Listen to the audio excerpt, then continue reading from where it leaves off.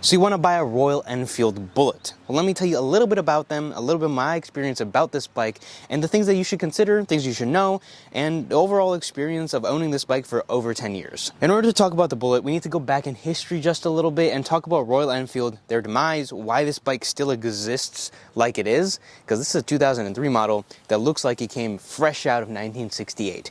Let me tell you a little bit about them, because the company Royal Enfield went bankrupt in 1971. That was the official year that they closed their doors. I believe they filed bankruptcy in 1968 and continued to operate and make spare parts bikes and also make bikes in India for a few years.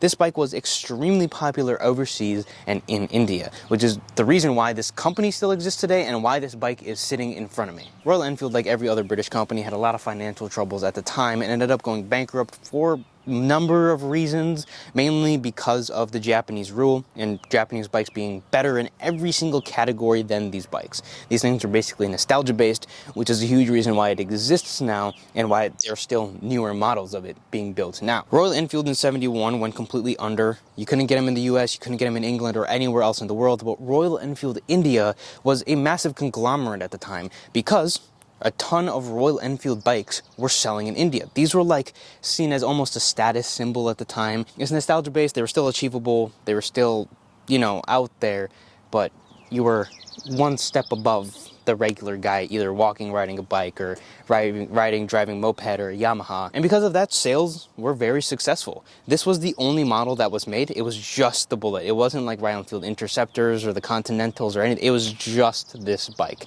And they continued to make them for years. Actually, they still make them to this day. They have a new Royal Enfield Bullet based off of this original model. This is a 2003, and because Royal Enfield India didn't have the engineers, the designers, and the capability to engineer a new motorcycle, they kept them the same. They simply just didn't need to, and they didn't need to hire more people onto their team to develop the product. The product just continued to sell, and that's what ended up kind of saving this company. This is the last British bike that existed in the early 2000s. Triumph went bankrupt, Triumph came back in the 90s, BSA went bankrupt, BSA came back recently, Norton went bankrupt. The list goes on, and some of those companies are dead, period, still to this day.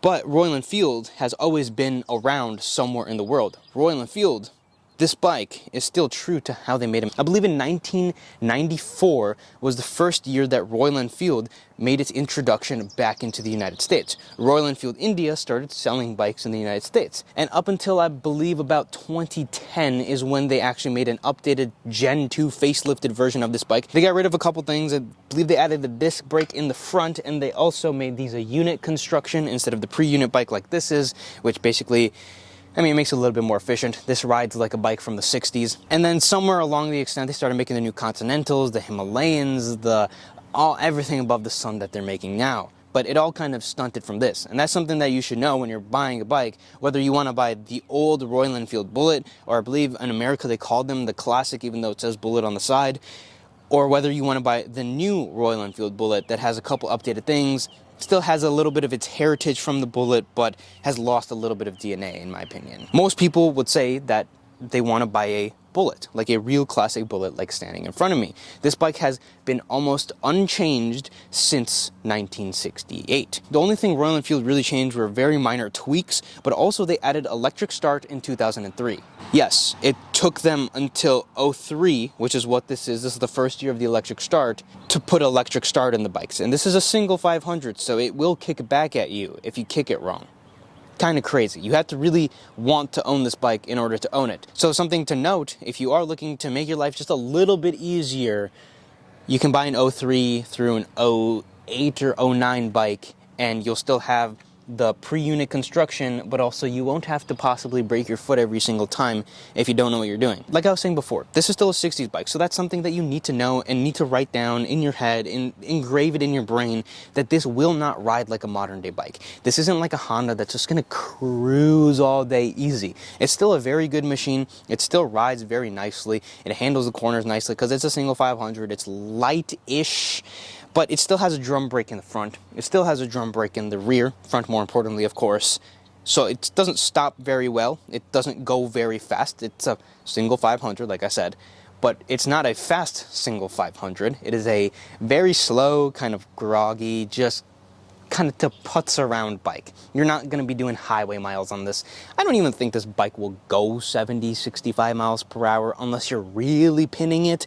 But I mean, 45, 55 does it very easily, kind of cruises. And this bike is amazing to look at. I mean, it's fantastic. You take a step back, you can just really appreciate how classic the bike is. And when you get on it, it still rides like a classic bike. It's just some of the things aren't from, 1950 and are 70 years old. They're from 2003, so the rubbers, the seals, the boots, the things like that are still a little newer. You can find them in good condition because they are a little bit newer. Of course, the old BSAs and stuff like that, you go find them, you go to look for them, they're almost impossible to find, and then find them in good condition, original condition. All the little intricacies matter. And in these bikes, because they made them for a pretty long period the same, unless you're buying a really old Bullet, you can buy these 90s to mid-2000s bikes and still find them in good condition. Another thing to note in this bike is the gearbox. This is pre-unit construction. This is the gearbox right here. This is the shifter right here. If you guys live in the US, you would know that the shifter belongs on the other side. In England, in India, these bikes were made to be right-hand shift because that's just how they do it out there. They drive on the other side, ride on the other side of the road, they shift on the other side of the bike. When they brought these bikes to the US market, they did switch over and make a shaft that brought the shifter over to the left side. If you are wanting to buy one of these bikes or have one of these bikes, please convert it back to the right side. It might seem like it's awkward and you might not be used to having to shift a bike on the right side, but your brain switches it automatically. First gear is up, all the rest of the gears are down. It's literally the opposite in this bike. First gear would be down, all the rest of the gears would be up if it was on the left. But there's so much play when the shifter's on the left. You can't even tell what gear you're in. You kind of just flick it up. You don't really feel a click like you do in most motorcycles to tell you what gear you're in. It's just so sloppy. To make it a little bit more direct, to make it a little bit more enjoyable, but also to give it more of that British feel, switch it back over to the right. Big thing to note with this bike is it's new old. It's going to ride like a British bike. It's going to leak like a British bike. Even though I got this bike to stop leaking somehow, which kind of concerns me, because they say if a British bike isn't leaking, you don't have oil. But have oil and it's not leaking. And I'm going to jinx myself and it's going to start leaking as soon as I ride it next time. But somehow it stopped. Overall, it's an amazing machine. And I know I'm going to get a little bit of hate for saying this. I'm not the biggest fan of it. There's just other bikes I think I'd rather own. These bikes are really nostalgia-based, and I understand that aspect of it. They're not nostalgia-based for me. And most of the time, I mean, if you're watching this video, you're kind of just looking as a casual viewer. You probably already have that nostalgia feeling that I'm talking about, because that's most of the reasons why people buy these bikes, is kind of just either to own an old British bike, a new old British bike, or it's, I would say, 90% nostalgia based because that's what you guys saw when you were growing up. You saw people riding them, or even still, people do own, ride, enjoy these bikes overseas more than they do here. I feel like these will go under the radar unless you're really, really passionate about the bike. BSAs were a dime a dozen. Well, the Royal Enfield, they made a lot of them back in the day, but it kind of just fizzled out and became a cult thing, in my opinion. Another thing to note, if you don't like the single 500, but you like the nostalgia factor of the Bullet, there's an Indian motor, like Indian Motorcycle Company motor, because Indian and Royal Enfield were like one company at one time, and they made Indians in this frame with the same motor mounts with a parallel twin. So you can do a swap very easily. Overall, it's a cool bike that I don't have the nostalgia factor for, and every time I ride it, it has something break on me because it's been sitting for so long, and I get frustrated with it and want to drive or ride the Hondas or the other British bikes just because it's slow. It's kind of just a cruiser to bum around the neighborhood with or the city with.